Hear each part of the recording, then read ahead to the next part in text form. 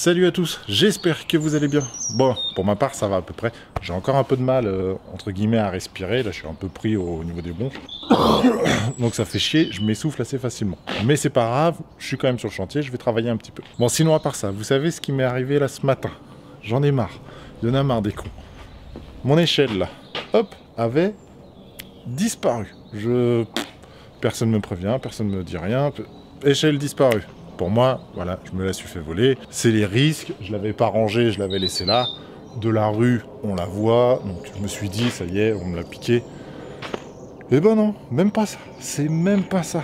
C'est juste les plaquistes là, qui ont fait à côté, sont venus travailler samedi et m'ont emprunté l'échelle. Et ça fait chier. Ça me fait pas chier qu'ils me l'empruntent. Ce qui m'a fait chier, c'est tout simplement qu'ils la remettent pas en place. C'est relou, les mecs. Vous empruntez quelque chose, j'étais pas là samedi, j'étais malade. Ils ont pas pu me demander, il y a aucun problème. Tu vois une échelle, tu l'as pas parce que, admettons, elle est cassée, ou tu l'as oubliée, ou il peut... Enfin, voilà, il y a aucun problème. Tu peux très bien ne pas avoir d'échelle, tu l'as oublié sur ton chantier. C'est des choses qui peuvent arriver, ça fait chier, mais ça peut arriver. Et c'est vrai qu'au lieu de retourner à l'entrepôt, ou à l'entreprise, ou n'importe où, ou d'aller racheter une échelle à côté pour rien, tu vois une échelle, tu l'empruntes. Ça me dérange pas plus que ça. Le seul truc, c'est qu'ils me l'ont pas remis le soir, putain. C'est moi, j'arrive le lundi, je vois plus l'échelle, je suis comme un con en train de la chercher. Ça m'énerve, ça m'énerve. Ça te fout déjà en pression, dès le matin, dès que t'arrives, alors que t'as rien demandé à personne, et que personne t'a mis au courant. Et en plus, le pire, c'est moi, je l'ai cherché, l'échelle. Je me suis dit, à la base, c'est peut-être mon voisin d'à côté, là d'en face, qui me l'a emprunté, il en avait besoin, il l'a pas remis parce qu'il l'a oublié, voilà, donc je l'ai appelé, il m'a dit qu'il l'avait pas prise. J'ai appelé mon père, parce que à la base c'est un peu son échelle, donc je me suis dit, c'est lui qui est venu la chercher, ça peut arriver aussi, mais en général il m'aurait prévenu, donc je me doutais aussi que c'était pas lui. Et c'est le voisin qui m'a dit que les plaquistes étaient là samedi, donc je me suis dit, bah tiens, je vais faire le tour de la maison. J'ai fait le tour de la maison, j'ai pas vu, et j'ai regardé à l'intérieur. Ils s'en sont servis pour monter à l'étage. Ça fait chier, ça m'a foutu en pression là dès que je suis arrivé. Et c'est relou. Et le truc le plus chiant, c'est que vu qu'elle était à l'intérieur, tu espères déjà qu'il y ait quelqu'un. Là, il n'y avait personne. Mais après, tu fais le tour logique, tu fais le tour des fenêtres pour voir s'ils n'ont pas oublié de fermer une fenêtre, une porte. Donc j'ai fait tout le tour. Heureusement pour moi, il y a une fenêtre qui reste ouverte. Donc j'ai pu rentrer, j'ai récupéré mon échelle. Mais ça fait chier. Les mecs, c'est pas sérieux quoi. Mais bon, passons, j'ai récupéré mon échelle, je suis content. Parce que ça coûte quand même une blinde cette merde là. Donc je suis content, j'ai mon échelle, j'ai pu remonter sur mon plateau, je vais pouvoir continuer mes ferrailles. Mais avant ça, j'ai une petite question à vous poser. Bien sûr, vu que je suis rentré dans la maison d'à côté, j'ai vu un peu comment ils ont fait les placos. Et je me posais une question parce que moi je fais pas forcément comme ça. Vous savez, ils ont mis du placo polystyrène, vous savez, donc du 12+13 j'imagine, collé directement au mur. Par contre, ils n'ont pas mis de aéroblue ou d'un produit étanche au niveau du mur. Est-ce que c'est normal ou est-ce que c'est encore un truc pour gagner de l'argent et on se dit ça va passer au niveau de l'étanchéité à l'air et puis on s'en fout. Voilà, ma question c'est plus, est-ce qu'on est obligé de faire un aéroblue ou mettre une bâche ou quelque chose, ou on peut très bien ne rien mettre et le placo fait étanchéité à l'air. J'ai déjà entendu ça, on m'en a déjà parlé, comme quoi le placo, à partir du moment où tu as les bandes et tu as tout, c'est déjà étanche à l'air. Donc on serait pas forcément obligé de mettre une bâche. Mais dites-le moi dans les commentaires pour savoir si c'est fait correctement ou si c'est encore fait un peu à l'arrache. Moi c'est sûr, je vais faire un coup d'aéroblue sur toute la maison, il n'y a aucun problème. Mais bon, j'aimerais juste savoir si c'est normal, si ça se voit souvent ou pas ce genre de truc. Parce que je trouve ça dommage. Pour moi, je trouve que la maison, faut que ça soit quasiment un aquarium pour bien garder la chaleur. C'est vraiment ça qui garde le plus la chaleur.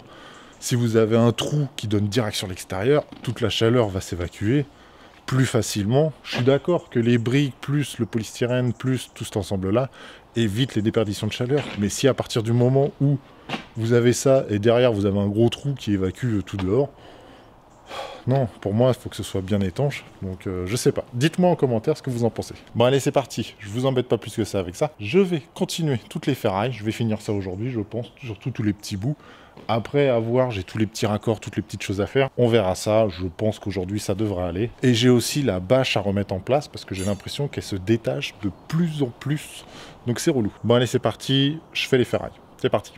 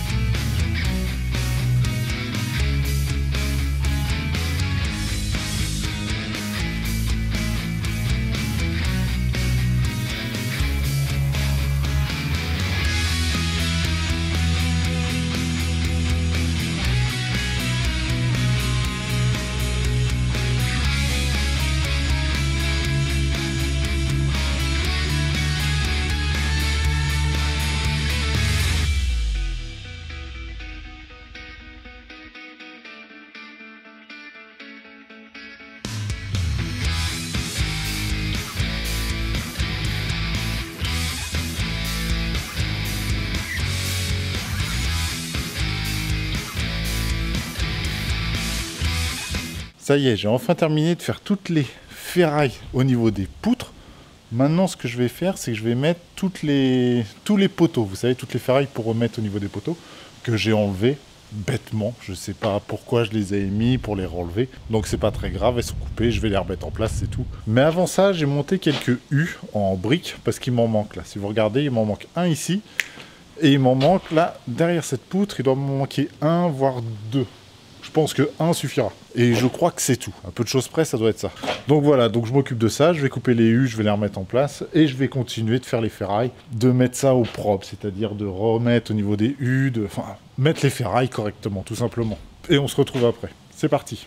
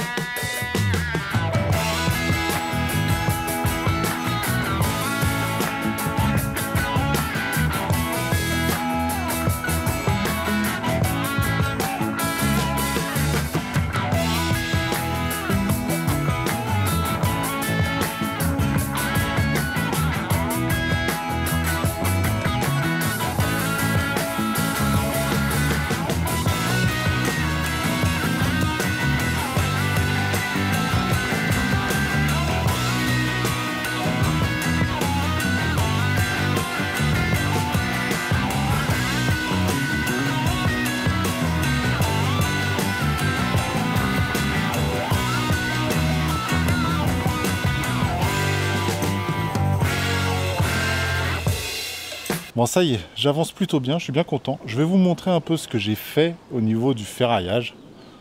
Regardez, tac. Alors, à ce niveau-là, j'ai croisé les barres. En fait, je suis parti en L vers là et en L vers là. Tout ça en croisant à ce niveau-là. Ici, j'ai une barre qui relie toute la longueur. Dans le fond, j'ai remis une barre de 16 qui relie aussi toute la longueur. Je l'ai fait qu'à ce niveau-là. Parce que ici, vu que j'ai la grande portée, je me suis dit ça va renforcer tout l'ensemble. Je ne sais pas si elle a forcément une utilité à ce niveau-là. Mais voilà, je pense que c'est pas trop mal. Dites-moi dans les commentaires s'il y a vraiment des trucs qui vont pas du tout. Ou alors, voilà, c'est dans les normes, faudrait pas faire ci, mais ça va tenir. Et au fait, bien sûr, ici, je vais avoir des barres qui vont relier de là à là et de là à là. Et je vais avoir aussi une barre en 16 qui va relier, qui va faire toute la longueur à ce niveau-là, pour renforcer encore plus. Donc non, je suis assez confiant en ce que je fais. J'ai pas mal de barres, pas mal de ferraille. Les diamètres sont bons, ça va pas bouger. J'ai pas énormément de poids ici. La plus importante, c'est vraiment cette poutre-là qui va maintenir le plancher. Après, en soi, j'ai pas de mur qui va être monté dessus, j'ai rien d'autre. Elle va juste servir à maintenir le plancher. Et c'est pareil pour partout, à part aux extérieurs, où forcément, je vais monter les autres murs. Mais ici, je vais avoir un mur, mais j'ai une fenêtre au-dessus, j'ai pas beaucoup de poids, j'ai pas une grande hauteur de mur, il n'y a pas de raison. Je pense pas que j'aurai de problème. Vu les ferrailles que je mets dedans et je les croise bien, je fais extrêmement attention. Je prends quand même bien mon temps. Donc normalement, je pense pas que j'aurai de soucis. Bon allez, ça y est, j'ai fini pour aujourd'hui. Je suis pas dans l'urgence, donc je vais continuer demain tranquillement. Là, je suis encore, je vous avoue, par rapport à mon week-end un peu pourri là, je suis pas encore en forme, donc je vous avoue, je mets un peu de temps à faire ça parce que là je suis au ralenti, je vous raconte pas. Je suis au ralenti. je suis là, j'avance petit à petit, mais je suis quand même pas mal en ralenti et c'est un peu chiant. Bon allez, sur ce, si cette vidéo t'a plu, n'hésite pas à t'abonner, un petit pouce bleu, ça fait toujours plaisir. Maintenant, on va passer à la partie questions, donc on se retrouve au bureau. C'est parti. Ça y est, je suis enfin au bureau. Si vous vous souvenez, hier, je vous ai posé une question, à savoir si je devais mettre de la fibre quand je vais couler mes poutres. Alors, j'ai eu un retour de Franck le maçon, donc merci à toi. Je vous laisserai lire son commentaire dans la vidéo d'hier, qui m'a très bien expliqué pourquoi il valait mieux éviter de mettre de la fibre. Pour moi, je trouve son explication très claire, et ça me va très bien. Et j'ai vu certaines de tes vidéos, t'expliques très bien pourquoi... Ça me va. Donc je te fais confiance, il n'y a aucun problème. Allez voir sa chaîne, franchement, c'est pas mal. Dommage que tu montes pas ta tête. Ça, on la voit pas. Tu fais ce que tu veux. Mais c'est vrai que tes explications sont plutôt bonnes. Donc, merci à toi. Alors, j'ai une question de Louis Bonin. Alors, c'est pas une question qui a à voir par rapport au chantier.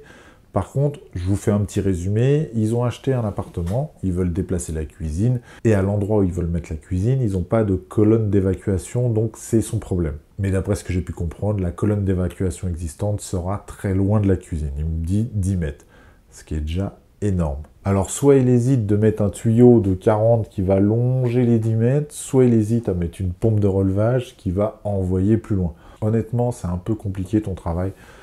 C'est mettre la pompe de relevage, c'est bien, mais ça fait du bruit. Dans tous les cas, tu auras toujours un peu de bruit, et ça, je vous avoue que c'est quand même chiant. Pour un toilette, ça va. Tu tires la chasse d'eau, ça envoie, c'est très rapide. Quand tu dois faire ta vaisselle et tout, c'est relou d'entendre la pompe envoyer de l'eau plus loin. Honnêtement, sans photo, sans rien, je peux pas te conseiller qu'est-ce qu'il y a de plus intéressant. Est-ce que tu as besoin réellement de retourner à la colonne de la cuisine, ou est-ce que tu n'as pas une autre colonne plus près, style dans une salle de bain, un truc comme ça, un truc qui est plus accessible? Essaye de voir ça, mais j'avoue que là, c'est compliqué. Je peux pas t'aider là sur ce coup-là. Alors, j'ai une question de Gigi Vovo. Salut, tu devrais peut-être faire rentrer ta palette placo avant de faire ta dalle. Alors non, pour le rez-de-chaussée, je vais pas faire rentrer de palette placo. J'en ai pas forcément besoin. En plus, le temps que je monte l'étage, la toiture et tout ça, je vais pas le faire tout de suite. Par contre, je vais faire venir une palette placo quand je vais faire l'étage. C'est-à-dire là, une fois que j'ai coulé mon plancher, je vais faire venir mes briques et tout ça. Et le jour où je sais que la toiture va commencer, je vais faire venir du placo polystyrène et tout ça, bien le bâcher, bien le protéger pour le mettre à l'étage. Comme ça, j'aurai pas besoin de le monter. Au rez-de-chaussée, honnêtement, je prendrai les placos, je les ferai poser dans le jardin, et après du jardin, je les fais rentrer dedans. Ça, c'est assez simple. Mais pour l'étage, j'avoue, si je peux éviter, c'est cool. Alors, j'ai une question de Nico CSTRM. Est-ce que tu feras, toi, l'électricité? Et si oui, tu feras des vidéos dessus? Alors, non, je ne vais pas faire l'électricité. Je vais peut-être passer des gaines, peut-être passer des choses, installer des interrupteurs et tout ça, oui, ça y a aucun problème. Mais je ne vais pas faire le tableau électrique, ça, c'est sûr. J'ai mon beau-frère qui est électricien, c'est lui qui va me le faire. Comme ça, je suis tranquille. Et on fera l'électricité un peu ensemble, parce que je n'aime pas faire l'électricité, c'est vraiment un truc qui me gonfle à mort. Entre la maçonnerie et l'électricité, voilà, c'est les deux gros trucs que j'aime pas faire. Quand je dis la maçonnerie, c'est les parpaings. Les briques, j'aime bien. Ça, les briques, c'est bien. Mais les parpaings, j'aime pas. Donc, voilà. Mais oui, il y aura bien des petites vidéos explicatives de ça. Des vidéos simples. On va pas vous expliquer comment faire tout un tableau électrique, mais ne serait-ce qu'installer des prises, des luminaires, des choses comme ça. Voir un peu les normes qu'il faut entre les fils, les couleurs des fils, les allées, les retours, les machins, les bidules. Je sais qu'il y a plein de trucs à savoir. En électricité, ils sont assez chiants au niveau des normes, mais ce qui est très bien. Ça évite de foutre le feu partout. Mais bon, voilà, on n'y est pas encore. Mais dans tous les cas, vous en faites pas, il y aura des vidéos sur tout. L'installation de la cuisine, l'électricité, la plomberie, poser du carrelage. Mais je ne vais pas mettre du carrelage dans toute la maison, j'aurai que du carrelage dans les salles de bain, de la faïence. Le reste de la maison, ce sera du parquet. Enfin, il y a encore plein de choses à voir. Bon, allez, sur ce, je vais vous dire à demain. Prenez soin de vous. Ciao!